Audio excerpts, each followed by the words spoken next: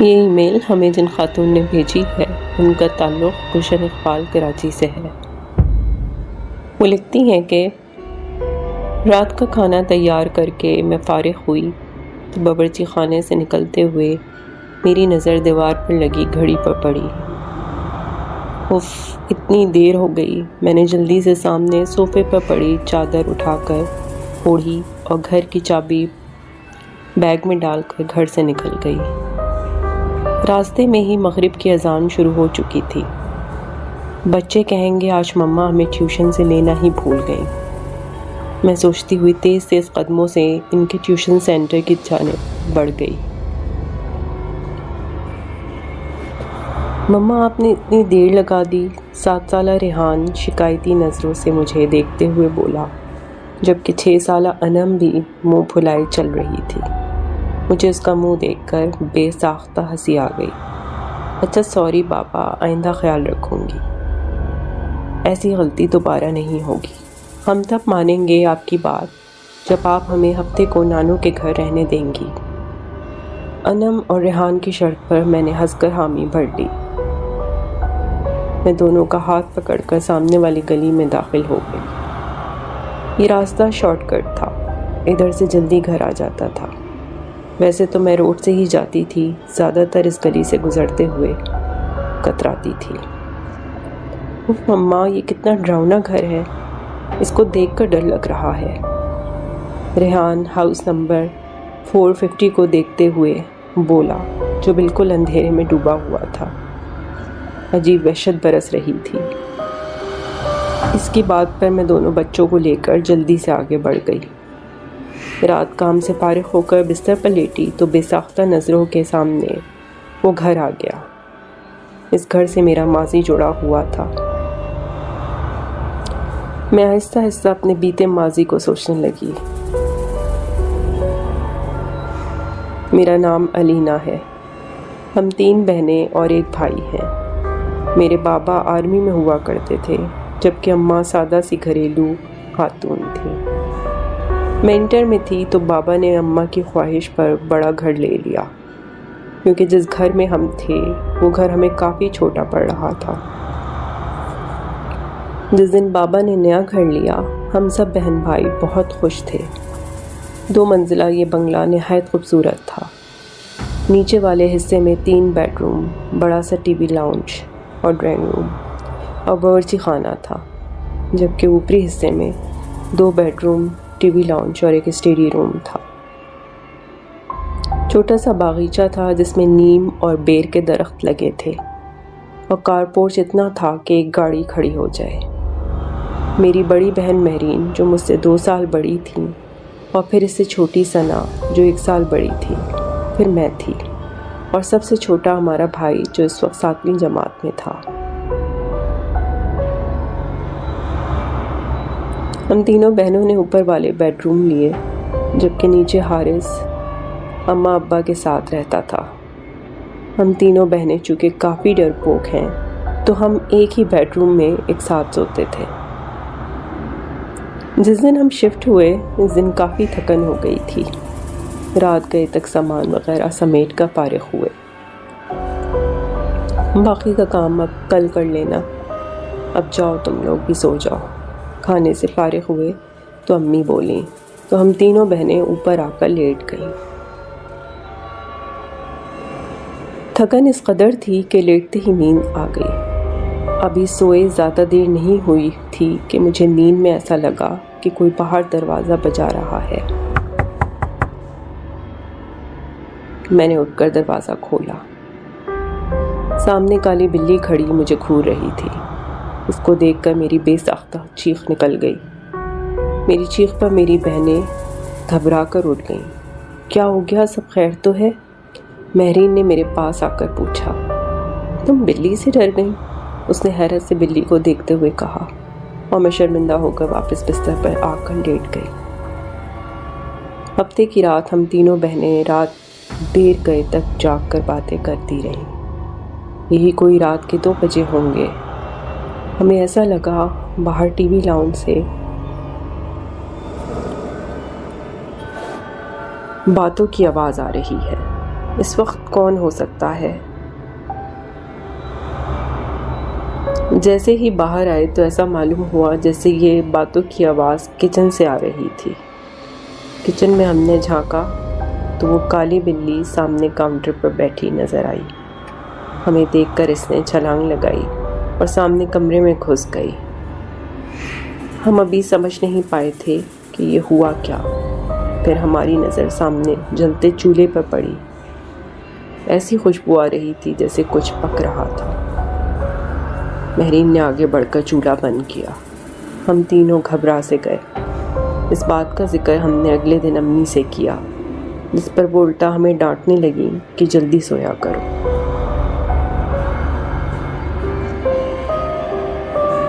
اتوار خالہ اپنی فیملی کے ساتھ ہم سے ملنے آ گئی تھی۔ رات دیر تک وہ اپنے گھر گئیں تو نیچے ٹی وی لاؤنج میں رکھے تخت پر بیٹھے ہم تینوں بہنیں اور امی باتیں کر رہے تھے، جبکہ ابو اور حارث سونے جا چکے تھے کہ امی کی نظر لاؤنج سے جاتی سیڑھیوں پر پڑی۔ ارے علینا بیٹا، اوپر دیکھو، کوئی بچہ رہ گیا۔ خالہ کے چھوٹے چھوٹے بچے تھے، کافی شرارتی سے۔ امی کو لگا کہ کوئی بچہ اوپر نہ رہ گیا ہو۔ امی کی بات پر ہماری نظر بھی اوپر کی جانب جاتی سیڑھیوں پر اٹھی تو دیوار پر چھوٹے بچے کا سایہ نظر آیا۔ میں اٹھ کر اوپر جا کر دیکھنے لگی مگر وہاں کوئی بھی نہیں تھا، جس پر میں خوفزدہ ہو کر تیزی سے نیچے آ گئی۔ جب میں نے امی کو بتایا کہ اوپر تو کوئی بھی نہیں ہے تو امی بھی چپ سی ہو گئی۔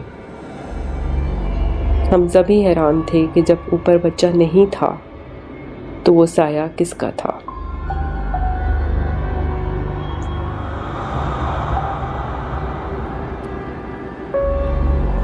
کچھ دنوں بعد بات آئی گئی ہو گئی۔ ہم سب گھر والوں کو کزن کی شادی میں اسلام آباد جانا تھا۔ 2 ہفتوں بعد ہم واپس جب گھر آئے تو بڑی عجیب حیرت ہوئی۔ پورا گھر شیشے کی مانند چمک رہا تھا۔ ایسا لگ رہا تھا کہ روز گھر کی صفائی ہوتی رہی ہو۔ ہمیں یہ سب دیکھ کر بڑی حیرانی ہو رہی تھی، بلکہ حارث بولا کہ ایسا لگتا ہے روز کام والی آ کر کام کر کے جاتی تھی۔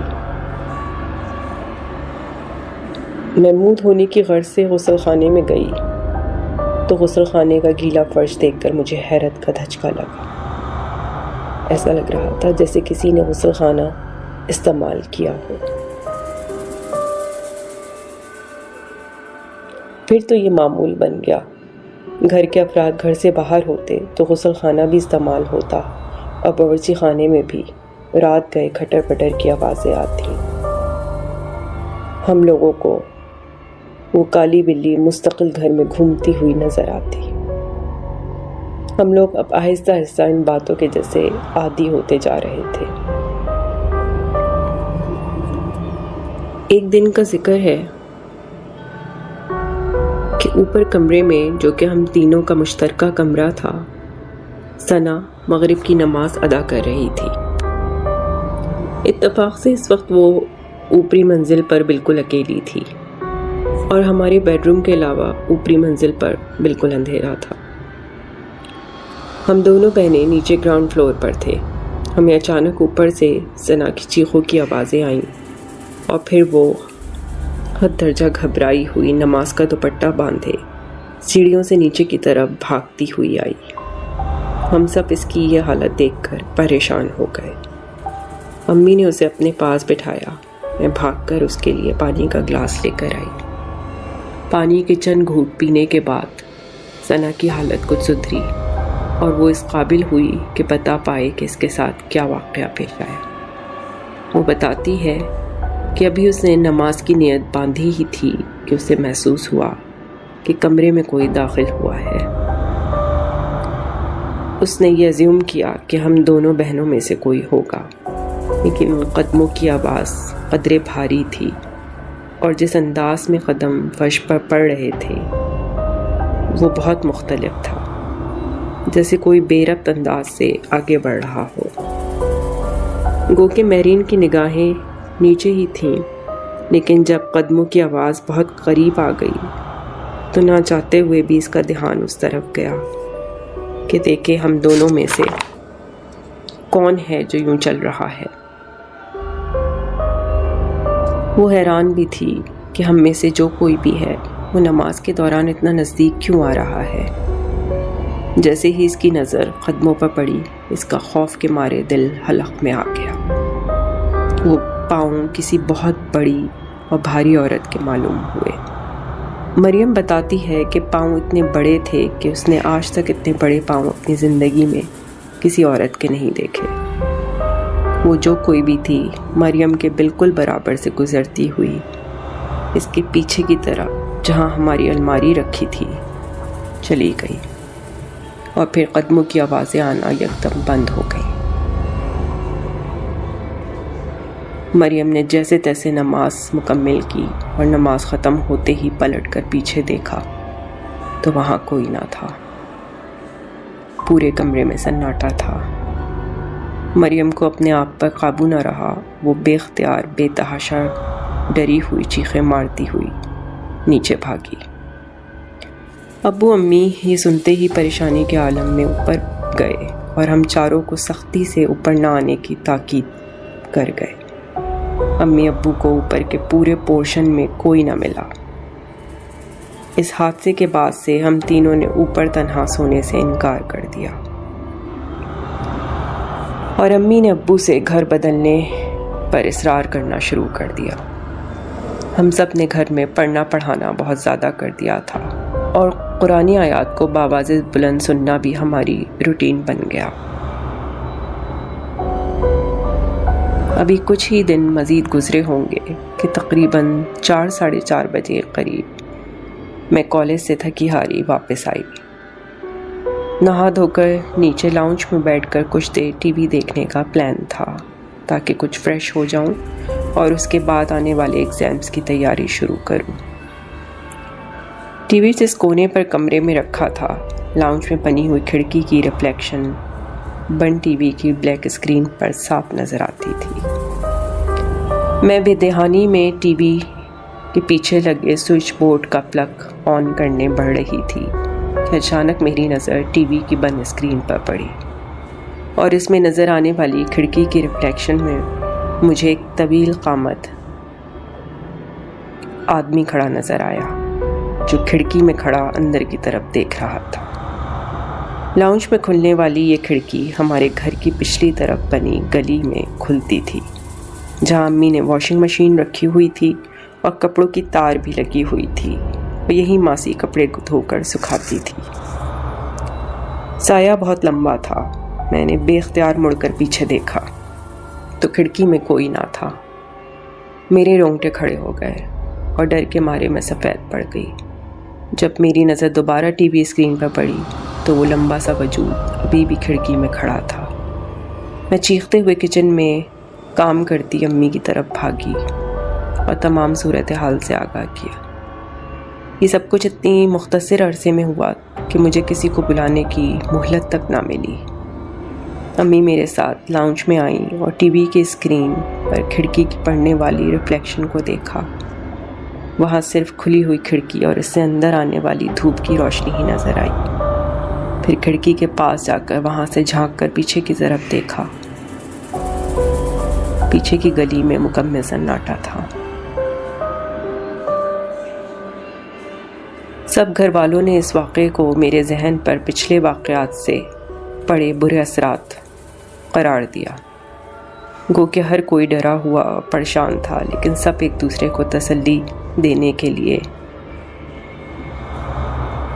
اس بات پر سے دھیان ہٹا رہے تھے۔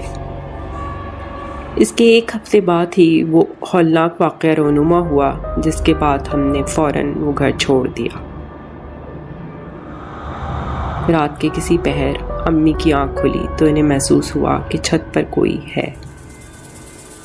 انہوں نے گمان کیا کہ ہم بہنیں سونے کے بجائے گپوں میں مصروف ہیں۔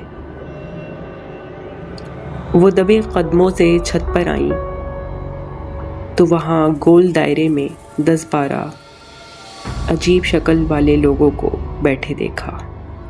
وہ منظر اتنا خوفناک تھا کہ امی بے ہوش ہو گئیں۔ فجر کی نماز کے لیے جب ابو اٹھے اور امی کو کمرے میں نہ پا کر لاؤنج میں آئے تو انہیں سیڑھیوں پر امی اوندھے منہ پڑی نظر آئیں۔ ہوش میں آنے پر جب امی نے رات والا منظر بتایا تو ابو نے فوراً فیصلہ کر لیا کہ یہ گھر چھوڑ دینا مناسب ہے۔ اس سے پہلے کہ کوئی بڑا نقصان ہوتا ہم نے وہ گھر چھوڑ دیا۔